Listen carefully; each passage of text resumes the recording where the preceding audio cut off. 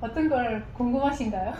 이제 육군, 네. 그 다음에 공군, 네. 해군, 해병대에 대해서 이제 공부를 다 했고, 네. 지난달에 만나서 네. 다 했고, 그 다음에 개월 수는 지금 좀 헷갈려요. 개월 수 궁금하고, 네. 그 다음에 휴가? 휴가. 네. 주변에 보면 네. 휴가 많이 나오지 않아요? 뭐 이렇게 엄마들 얘기들 들어오시면 너 또 휴가 나왔냐? 맞아. 맨날 휴가 나와서 돈 많이 쓴다. 네. 휴가 좀 안 나오면 안 돼? 그러니까 너무 자주 나와서 힘들다는 얘기 네. 들었어요. 이게 휴가가요. 네. 개월수에 따라서 달라요. 그러니까 육군, 해군, 공군, 해병대에 따라서 이 복무 개월이 다르거든요. 육군하고 해병대는 복무 개월이 18개월. 8개월. 네. 그 다음에 해군은 20개월. 해군은 개월. 네. 공군은 21개월. 공군은 21개월? 네. 공군 21개월이에요. 공군이 제일 길어요? 네. 공군이 제일 길어요. 오. 나는 군대를 짧게 빨리 갔다 올 거야. 그런 사람들은 해병대하고 육군을 많이 가는데요. 그만큼 힘들어요. 군인은 갈 수 있는 연가라는 게 있어요. 보통 이제 휴가라고도 연가? 하고 연가라고도 이야기를 하는데 우리 회사 다니면 왜 연가 휴가 받는다고 그러지 않아요? 그렇죠? 연가 휴가 말고 네. 갑자기 생각이 안 나네. 아무튼 그런 개념이라는 거죠. 네, 그러니까 1년에 사용할 수 있는 그 이제 휴가인데 군인들은 복무 개월수에 따라서 사용할 수 있는 휴가 개월수가 있어요. 그게 이제 보통 휴가인데 그게 이제 연가라고 단어를 써요. 쓰는데 해군하고 육군하고 해병대는 연가를 24일, 그러니까 18개월 짧게 주는구나. 그렇죠. 18개월 동안에 24일을 쓸 수 있어요. 그 다음에 해군은 복무 기간 동안에 20개월 동안에 27일을 쓸 수 있어요. 그 다음에 공군은 21개월에 연가를 28일을 쓸 수 있는 거죠. 그래서 공군은 매번 나온다고 얘기하는 게 이만큼 연가가 긴 거예요. 아니 근데 네. 그럴 것 같아요. 근데 18개월이면 짧지 않아 했다가 거기 계신 분들은 하루하루가 맞아.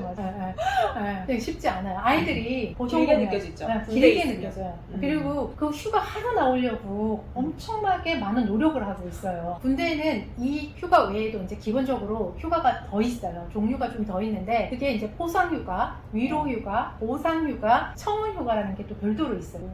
포상휴가는 들어본 것 같아요. 네, 많이 이제 들어봤을 거예요. 그래서 이 휴가들이 그냥 주는 게 아니라 다 아드님들이 노력을 해서 열심히 해서 받아서 나오는 거예요. 그거를 부모님들은 야 너 휴가 좀 그만 나와라, 너 매번 나오니 그거는 왜 또 나와 이러는 거 아니에요? 그러시면 안 되는 게 아드님들이 노력을 해서 나왔다. 그럼 포상휴가는 어떤 거냐? 군대에서 어떤 일을 이제 했을 때 이제 주어주는 휴가인데요. 그게 최대 육군 기준으로 했을 때 16일까지 줄 수 있어요. 포상휴가를. 네, 포상휴가를. 그러니까 18개월 동안에 6일까지 이제 받을 수 있는데 요거 같은 경우는 부대에 관련된 이제 행사라든가 그 다음에 자격증, 그 다음에 뭐 무슨 대회 같은 거 참여 이런 거를 했을 때 모범영사 그때 주어지는 게 포상휴가예요. 받기 힘들겠네요. 그때 노력을 해야지. 그러니까 이제 이게 흔한 일은 아닐 것 같은데. 그럼요. 포상휴가는 아무나 받는 거 아니에요. 그래서 부모님들이 포상휴가 나왔다고 하는데 아이들한테 야 너 그거 뭐 누구나 나오는 거 아니에요 이러는데 그렇지 않은 게 체육대회를 해도 예를 들어서 축구를 했다. 그러면 체육대회에서도 포상휴가 걸고 하나요? 그럼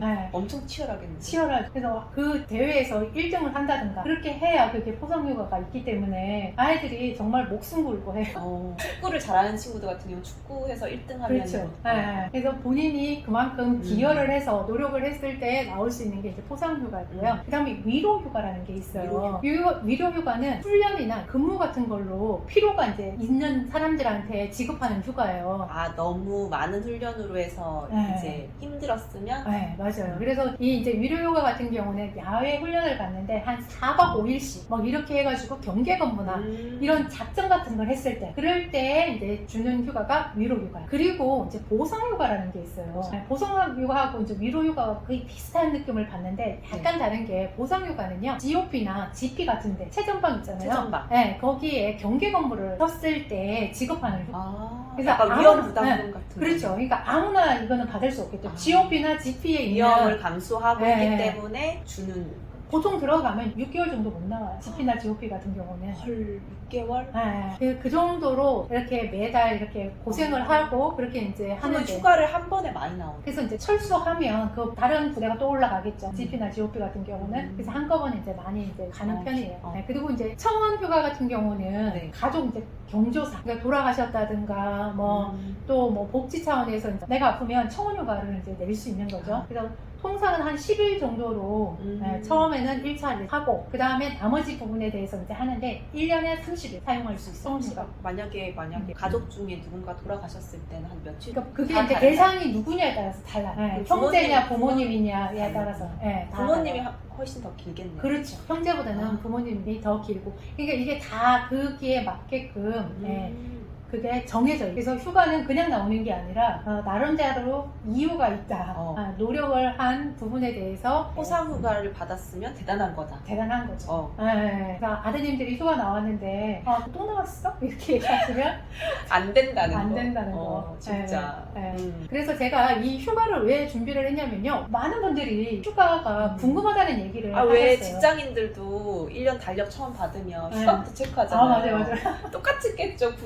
내가 군대에 가면 휴가는 언제 받을 수 있을까 궁금할 것 같아요. 맞아요. 이거 부모님들도 잘 모르고 얘가 휴가를 나왔다 그러는데 무슨 휴가일까라는 생각이 드실 수도 있을 것 같아요. 오늘 제대로 정보를 얻어가네요. 그래서 이 내용은 조금 복잡한 내용이기 때문에 제가 그 상세 설명에다가 이렇게 휴가에 대한 개념들을 조금 정리를 해 놓을게요. 너무 좋아요. 거기서 보시면 좋을 것 같습니다. 오늘 영상은요 여기까지 하고요. 여러분들 구독과 좋아요는 사랑입니다. 네.